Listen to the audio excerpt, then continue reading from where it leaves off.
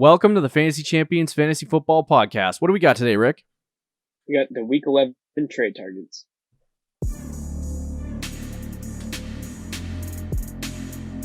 Welcome to the Fantasy Champions Fantasy Football Podcast. Here's your host, Morgan Colby and Rick Lemon.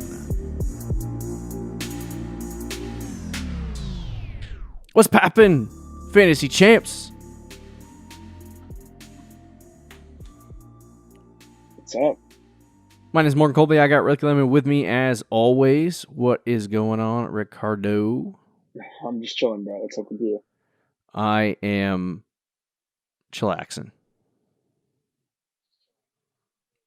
Yeah. Middle of the week chillaxing. We got trade targets, as usual. I think it was only 3 episodes left, including this one of trade targets, I would think. Maybe not even. Isn't the usual trade deadline It's like week 12. 12? Weeks 10 to 12. But I'm going to week 13 for the sake of it. All right. I'm not going to complain because I like doing the show. I like my favorite. Trade targets is my favorite, I guess, my favorite show of the week. Yeah. Before we jump into our trade targets, be sure to check out our website, thefantasychampions.com. Follow us on Twitter at the FFChamps, on Instagram at thefantasychampions. Like us at facebook.com/thefantasychampions. You can subscribe to our wow, you know what? I'm screwing this up already. You can subscribe on Apple Podcasts, Spotify, Stitcher, or any other podcasting platform. You can also subscribe on YouTube. 1,000 subs. That would be awesome. If you're listening on a podcasting platform, be sure to subscribe, leave a review, and share this podcast with your friendones. Because subscribing on YouTube means absolutely nothing nowadays, you have to click the bell for notifications to get any kind of notification that we are posting an episode. Yeah, just do it. So do that.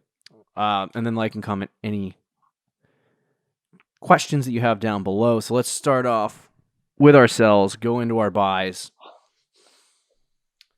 And we're gonna start this one a little bit combative. Yep. Rick didn't believe, or did not. It's not that he didn't believe. He doesn't agree with this one. I like to generally. We don't always have to agree on the take, but usually we do because we're like-minded when it comes to fantasy football. We know how to win chips. So on this one, Rick thinks I'm overthinking it just a little bit, but we'll see. Just a little bit. Take both of our advice and go with it as you will. I was yelling right when I called him, and we argued about this. So I'll try not to scream into the microphone. But anyway, the first person on our list for sells for this week is Dalvin Cook. And I think a lot of people had just clicked out of the video. I probably would. Yeah, I probably would. Click out of your own. You're going to listen to this on Wednesday, and you're going to be like, no, click. What is he talking about? What is this moron talking? Hear me out. We've talked about over the course of this season.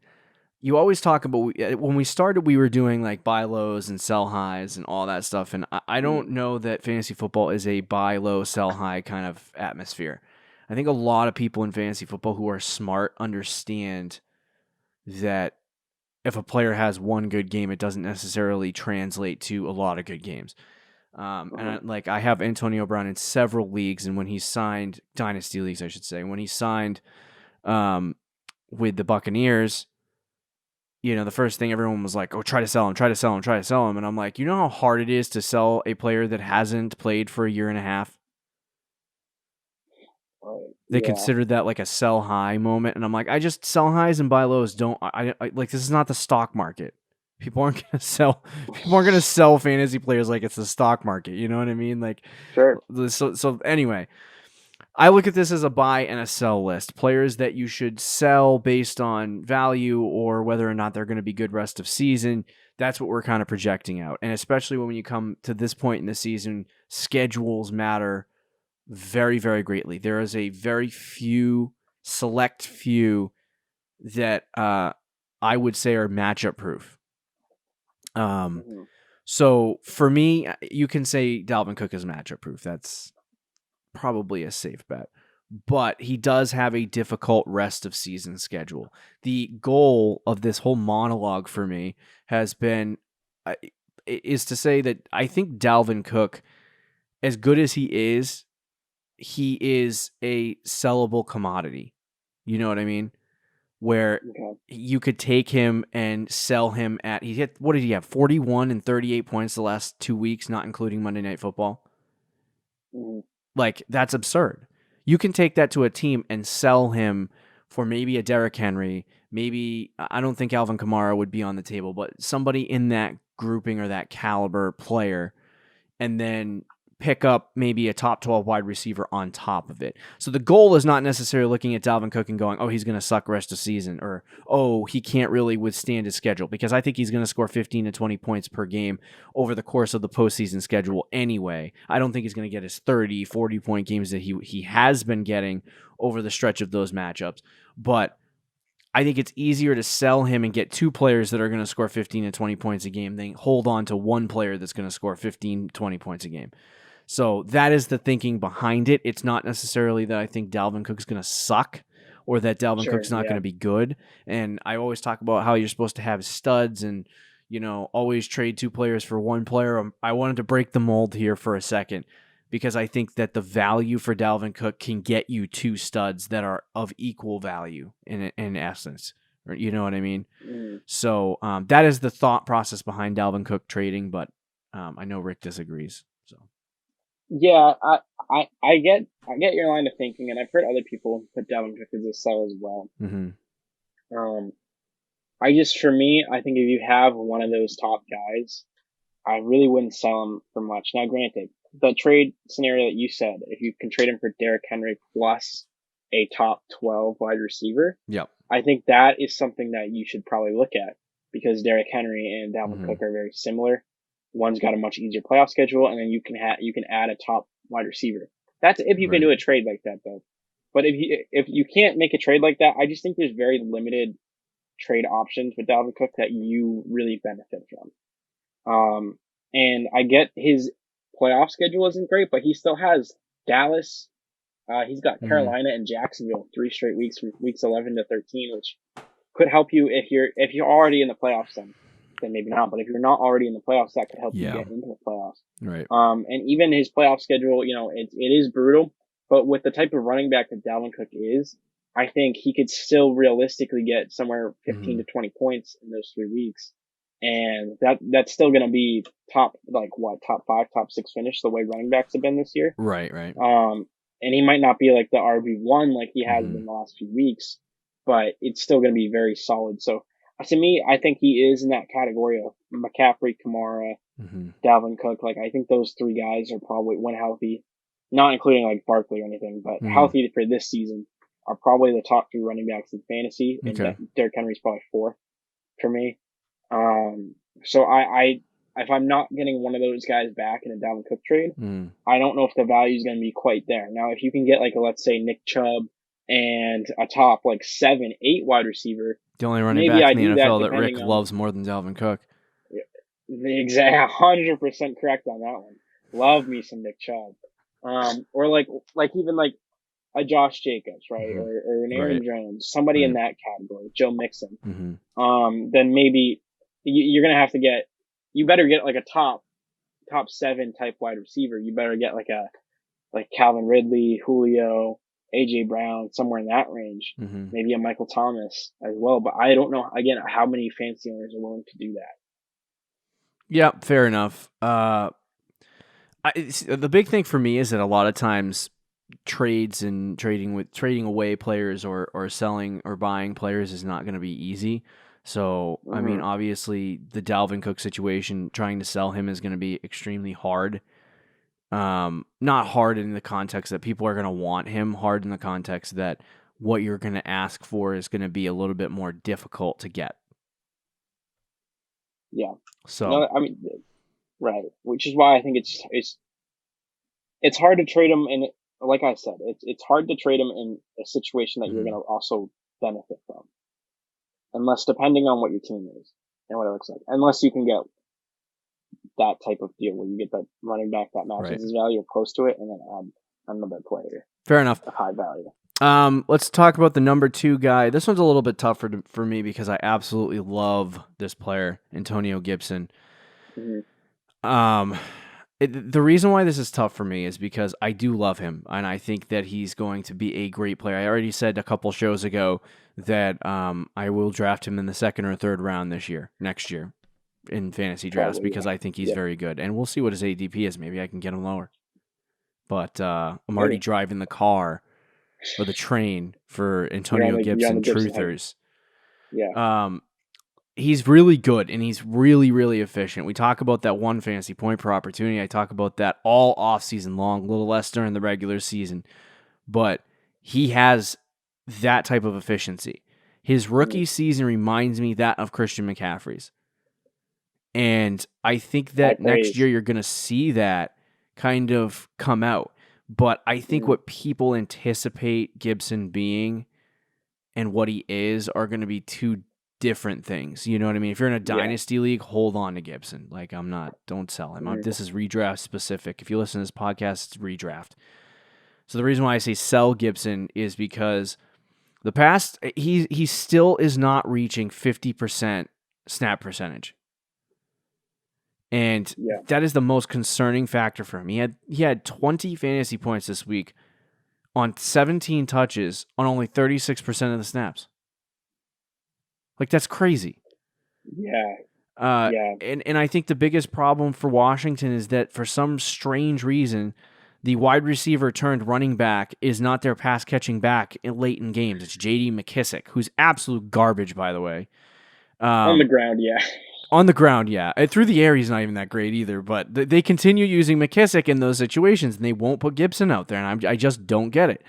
But anyway, I don't know that this snap percentage is going to change rest of season, and that's the hard part for me is I just don't see it changing. And there's going to be games where he gets 20 fantasy points because he happens to score 2 touchdowns in a game. And then there are going to be weeks where he scores 7 fantasy points because he doesn't score a touchdown and they don't give him enough opportunity. But I think what you can sell is the 18, 11, and 20 in the consecutive weeks. 100%. And if you can sell that to a team and get a really good, I mean, I got offers this week for Antonio Gibson that were crazy good. And so it's like people like this guy, and they have this. Everyone has the same mindset. Antonio Gibson breakout is coming. Antonio Gibson, once his snap percentage increases, he's going to be really good. Like, so many different variables thrown around about Antonio Gibson. Everyone has a thought, and everyone wants him. But that's a good time to trade him if you have him, because if he's a hot commodity, people will buy. Oh, absolutely, people are buying him. And he was on our buy list, I think, a few weeks ago. Yeah.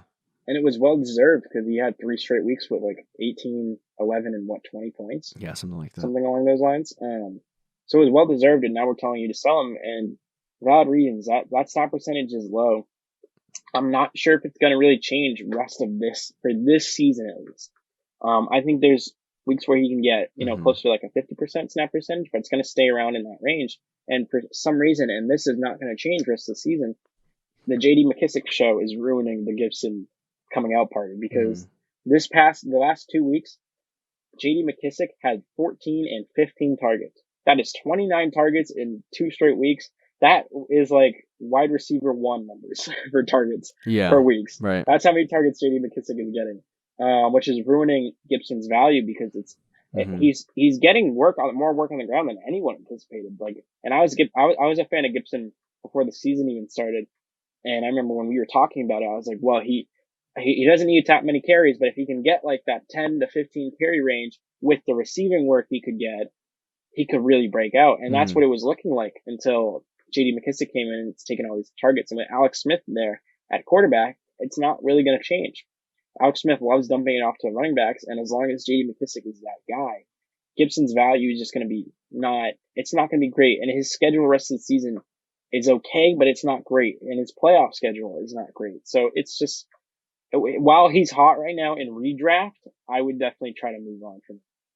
If you can get something better, obviously. Yeah, that's fair enough. Tell us the next guy, Rick.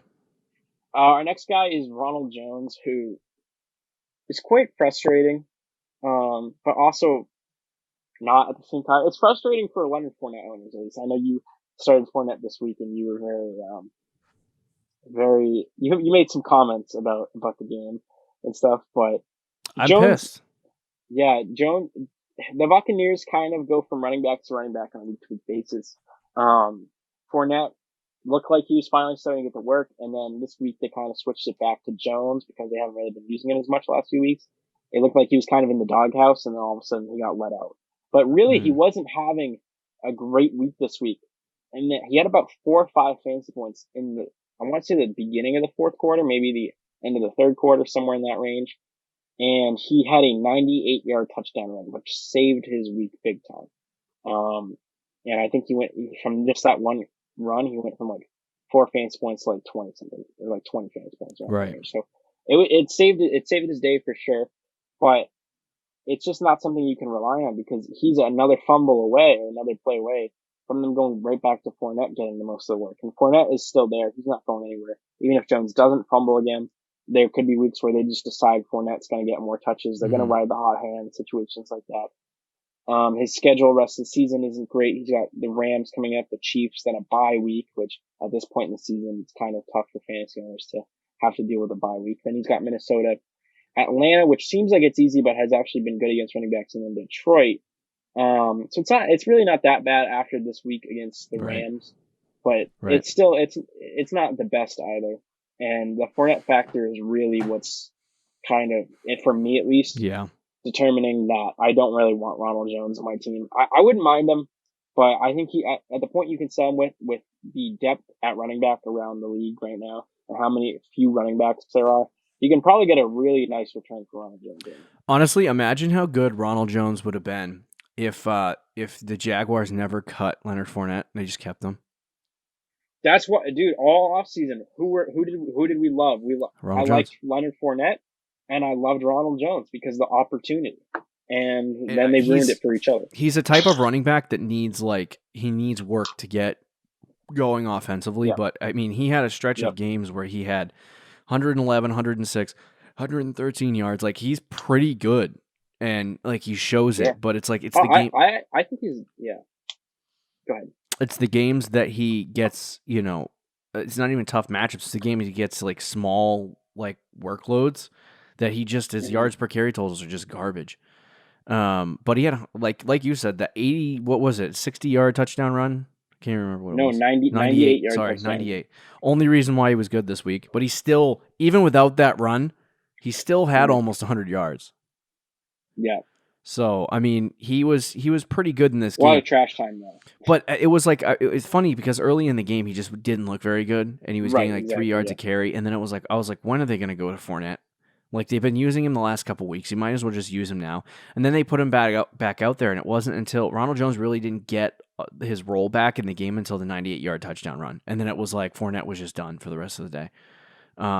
So, and I hate that Bruce Arians thinks like that. Like, he physically does not know how to do RBPC, is what I've decided. Yeah.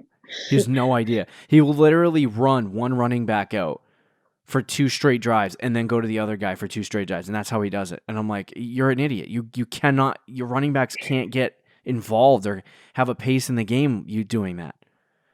Anyway, Bruce Arians is not a smart guy with it when it comes to running backs, I guess. But so for me, the reason why I would say trade him is just because he's coming off that 24-point game. As I lectured you earlier in the show about selling high, this is about how that's not, fantasy football is not the stock market. Well, this is a stock market moment. See what people will do for Ronald Jones. Running backs are a needy thing in fantasy football right now. So, somebody might take him, but we'll see what happens with that. So I would sell him. Let's talk quickly about our buys. Number 1 on our buy list is Miles Sanders. Now, do you want to know the story on Sanders this week? I retweeted Adam Leviton on my Twitter. He said, really unlucky run out for Miles Sanders yesterday. Handled 72% of the snaps and 77% of the RB touches. Boston Scott had 1 touchdown on 4 touches. Corey Clement had 1 touchdown on 1 touch. So Miles Sanders essentially went out and single-handedly destroyed Was it the Giants or it was the Giants defense. He had 15 rushes for 85 yards, 5.7 yards a carry. Do you know what his yards per carry total is on the season? It's like 5.9 on like 100 carries. And I'm like, dude, this guy is freaking ridiculous. And he gets the pass catching work, but it's not really that good of pass catching work because Carson Wentz blows. The big thing for me is that I don't know that Corey Clement and Boston Scott are going to come in and like the Corey Clement touchdown was just a freak accident. Like that was like they brought him in on the 6-yard line and he was able to get it in. The Boston Scott one was like a freak thing, 56-yard touchdown run on his 4 touches. So like for me, Sanders got all the work. Sanders is going to get all the work. And at some point, those touchdowns are not going to go to the garbage cans. They're going to go to Miles Sanders. So... and I think the Miles Sanders owner might be slightly frustrated by the fact that he had 12 points and the 2 touchdowns didn't go his way, which means you might be able to buy him a little cheaper than his ECR rest of season ranking on Fantasy Pros of number 8. But he is, to me, he's a top 12 running back rest of the season if you can get him on your team. Yeah, 100%. He doesn't have the best rest of the season schedule, but it really doesn't matter with Miles Sanders, right, which is crazy to say, but he's averaging 6 yards a carry so far this season, which is ridiculous. In the beginning of the year, he played the Rams, the Steelers, and the Ravens. And in those games against the Rams, he had 18 fantasy points, 20 carries, 95 yards, and touchdown. Against the Steelers, another top 5 defense, he had 22 fantasy points, only 11 carries for 80 yards and 2 touchdowns. And then against the Ravens, he only had 11 fantasy points, but I believe he got injured in that game. He tripped 5 yards before a touchdown, 70-something yard touchdown run. Right. And then they hurt his MCL. Had he scored on that play, it would have made the week a little bit more ridiculous. Exactly, yeah. 9 carries for 118 yards and pretty much one half of football. Yeah. He is ridiculous. When he starts playing against teams and they decide to give him the ball in the red zone and he actually gets touchdowns, like he's gonna get like 20 points a week. Like he's just I love him next year. He's one of the guys that I love next year. I still would buy him still in redraft, but just like the Eagles' whole offense, like it's just so. No, I know. I even without like had Miles Sanders played in week 1 against Washington, week 7 against New York, and week 8 against Dallas, he would be like a top 6 running back right now. I can confidently say that. And the rest of the game against Baltimore. He's just that good. And he's everything we thought he was going to be with the workload. He just keeps getting hurt. It's so annoying. But anyway, yeah, I would buy him. I don't know how much it's going to cost to get him. Everyone has a different view on Sanders. But Rick, why don't you tell us the next guy? The next guy we got here is DK Metcalf. He's coming off a week. We put him as a buy. I want to say like in week like 6, maybe week 5. Yeah, it was right before he blew up, and back then we were like, you got to buy DK Metcalf. He's like a week or 2 away from going off. Look at his schedule, and then he did that. He ended up having I think it was actually week 7. He ended up having 34 and 20 back-to-back weeks. But this week he's a boomer bust player, right? And this week he played against Jalen Ramsey, and Ramsey kind of shut him out. I believe he didn't have a target in the first half. He ended up finishing the game with 2 catches for 28 yards. Yeah. That's not going to happen again. I don't even think rest of the season. Because mostly he is boomer bust, but mostly it's boom, right? Like he usually gets like, if you look at this season in particular, 17 points, 17 points, 17 points, 12, 24, 3, 34, 20, 3. So he gets more good than bad. He's up against Arizona this week. Then he's got Philly, the Giants, the Jets. All great matchups. Then he's got Washington, which has been good against wide receivers, but Marvin Jones just got 20 fantasy points against them. I wouldn't be too worried with DK Metcalf. Yeah. And then the Rams again, week 16. That's the only other game rest of the season where I'm concerned about DK Metcalf. I think this is a great time to buy a guy who's, honestly, he's a top 6, top 7. Right now, Fantasy Pros ECR, I think he's 4. Wow, really? Yeah. I'm going to confirm that. That was last week. To me, he's probably... Yeah, now he's 4 still. Wow, yeah. I'd probably put him in the top 6. I don't know if I'd say 4. I'd have to look at the list, but he's in that range for sure. And you can buy him kind of cheap right now. Or as cheap as you might be able to get him. Yeah, totally agree. I think the only devil's advocate situation for him is target share. He's only exceeded 9 or more targets 3 times this year. And it's just Seattle's offense. It's not really like if you are a Lockett owner, you understand that greatly. It is more difficult for Seattle receivers to be efficient, but he has gotten a lot more of a target share than I thought he was going to get this year. I was indifferent on DK Metcalf, like he was kind of at the bottom of my list in terms of receivers. Right. I'm very interested to see Matt Harmon's reception perception in the Fantasy Footballers Draft Guide next year on what Metcalf was doing, because everyone called him a terrible route runner. So I'm curious to see how he did route running. But anyway, he's getting target share, you know what I mean, and he's pulling in targets. Last week, like you said, a tough matchup, but I think that there's going to be what concerns me is that his Week 16 matchup is Los Angeles. So I mean that might end up being a game that Seattle has to win. If that's the case, I would assume that they would probably come out and do some things, but. I would still buy Metcalf at this point. Yep, I'm in agreement. Let's talk about the final guy, A.J. Brown. My guy, the man, the myth, the legend. Probably my favorite receiver in the NFL at this point. And I drafted Calvin Ridley this year with so much excitement and extol. Yeah. I love A.J. Brown. I was thinking about it earlier this week, and I'm kind of flip-flopping back and forth on without his touchdowns, what is he, Sure. And at first I was like, man, this guy is a type of player that could absolutely blow up at any moment. You know what I mean? There was a game where he had like 50 yards, and it was like late in the third quarter on a Sunday afternoon, and he had like, I think it was one touchdown. Yeah, no, he didn't have any touchdowns. He was just having a really bad day. I think you were over for this game, and then he ripped off a 60-yard touchdown catch. Yeah. And it was like a slant route, and it's like, that's just A.J. Brown. Like that's how he plays. So that is always there for him. You know what I mean? Just like Aaron Jones is always going to have, 12 points a game, but then there's going to be that one game where he's 40. That's the same thing with A.J. Brown.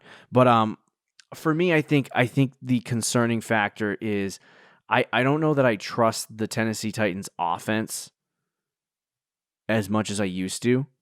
And so I ended up trading him this week, but I still think if the target share of 8 to 9 targets is there, he's very similar to Metcalf. And he's probably one of the most explosive wide receivers in the NFL. And I think that he's definitely worth a buy.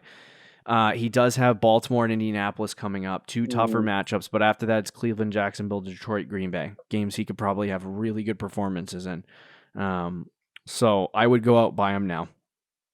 Yeah, if you have a little bit of a later trade deadline, I think you might be able to wait a week or two to get Brown. But if your trade deadline's this week, I'm 100% going after A.J. Brown. He just like Metcalf, similar play style, doesn't get a ton of targets, but they're very big play type of guys, boom or bust type players in fantasy week to week basis. This 2-point week is his lowest. Like he's not going to get a week like this. I don't think this. It ain't going to get much worse than this. Right. And week 1 was his previous worst week. He still got 6 fantasy points because the targets are still there week to week. He consistently gets about 7 to 9 targets every single week. Other than this week, this was the 1 week all season where he just all of a sudden got 4. But I would expect rest of the season he's going to get 7 to 9 targets rest of the season. And if he does that against the teams that he's going to play, like Cleveland, Jacksonville, and Detroit, he should be back to being A.J. Brown and getting about 20 points a week. So I'm 100% buying A.J. Brown because similar to Metcalf, I think he's maybe a little bit lower, but around like the top 7, top 8 fantasy wide receiver. And you can get him at a cheap price right now. Or again, as cheap as you can.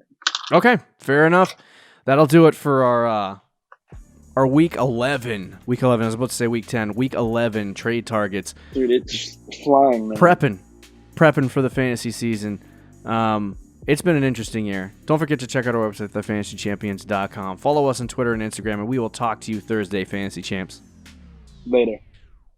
Thank you for listening to the Fantasy Champions Podcast. Make sure you subscribe on iTunes and YouTube, and follow us on Twitter @TheFFChamps.